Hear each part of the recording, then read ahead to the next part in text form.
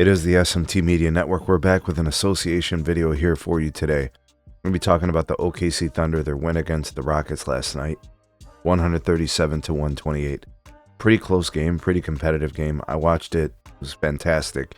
Shout out to the Rockets with injuries across the board. Some of their best players unavailable, still able to find a way to be competitive.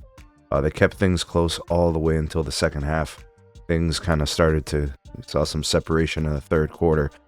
And, you know, the Thunder basically have something that no other team has, and that's the league MVP, in my opinion.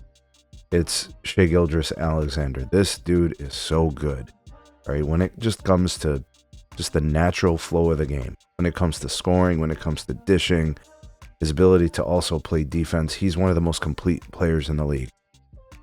And this is something that I've kind of always been critical about Joker in this whole MVP race.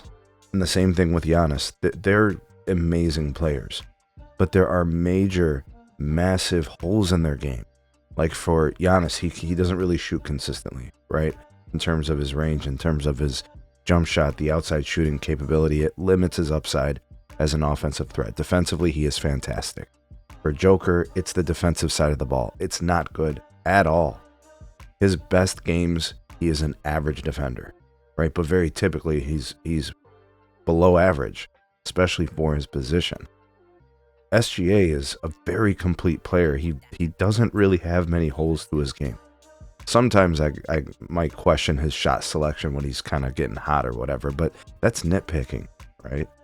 And this is something I also say about Jason Tatum. I think he's a complete player, both sides of the ball. I never really understood some of the hate that goes towards Jason Tatum as a player.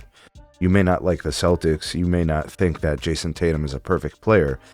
But I mean, he's very, very complete, well-rounded, plays both sides very well. He's an excellent shooter. He's always available and always playing hard.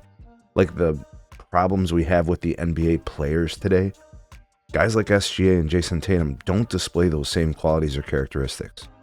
But anyways, without getting too much into that, the game itself was decided by SGA. This guy was killing the Rockets. They couldn't do anything to stop him, right? Specifically, you look at his output, 51 points, 5 rebounds, 7 assists in 36 minutes. He didn't have to play 50 minutes to get 51 points. 36 minutes. That is, you know, they always rate players on their output in a 35-minute stretch. This guy's giving you 51, and he's done this several times this year. Whatever this team needs to win, he's willing to do. Obviously, he's got fantastic teammates. J-Dub is fantastic. 24 points, 4 rebounds, 3 assists. Chet Holmgren rounding into shape, right? Kind of getting in his groove. 11 points, 11 rebounds in 30 minutes of action. And the guys on the team are better because of him. You know, guys like Lou Dort have really ascended. A guy like Cason Wallace, who was a relatively unknown commodity to start the season, playing very well, and he's very much involved in what this team is doing and how they win games, right? So, look, the Thunder are arguably the best team in the league. I think it's them and the Cavs. So I think SGA deserves a lot of credit for that because Chet Holmgren wasn't even available for 90% of the season, right? And guys like Jalen Williams have emerged, and they're here, and they're very good. And part of the reason that J-Dub, Isaiah Hartenstein, Lou Dort, Cason Wallace, and even guys like Aaron Wiggins, who have big games sometimes, they're better because of SGA. He makes his teammates better, even when it's just his scoring, right? The gravity, the attention that he gets, gives guys opportunities on the wing, leaves them open for shots. You know, and then when SGA is out, some of these guys are still able to step up. You know, I think it's that belief system. It's the culture of the team. It's all reverberating from SGA. He is fantastic. He is the front runner for MVP. I have no idea how the Kia MVP ladder thing that they track on NBA.com had Joker going ahead of SGA last week. I have no clue what they're talking about. It doesn't even make any sense.